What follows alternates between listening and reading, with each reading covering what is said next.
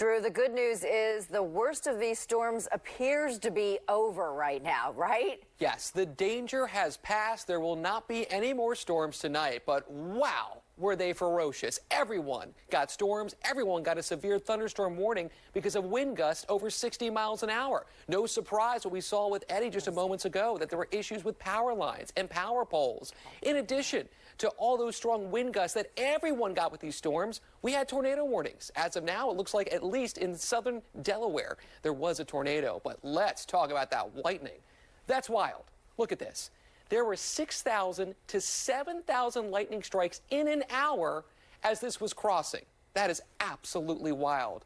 And in addition to all that, we were talking about the hail. I got to give kudos to Mama Anderson, who's not great with tech. She figured out how to send me a picture of the pea-size hail, so about the size of a penny in Chester County at her home. And then take a look in Burlington County, lots of hail showing up. Thankfully, it was below that criteria that causes damage. When you get hail greater than a quarter, so greater than an inch, that is what causes damage. And I can speak from experience, an inch 0.25, so it's like $quarter sized.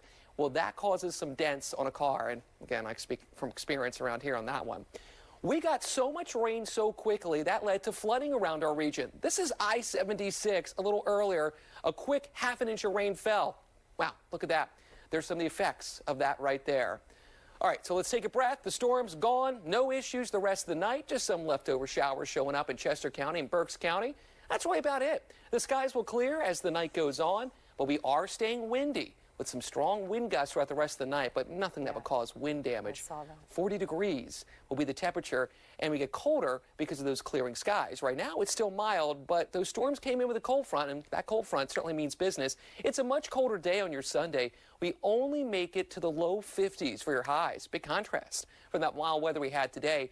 And part of that has to do with that airflow dropping down from the north. But it's a sunny day, and it's a dry day, and this colder weather, oh, it's not here to stay. I can't wait to show you how much warmer it gets, Dawn, in that 7-day forecast. I'll have that in just a minute. And we can't wait to hear it.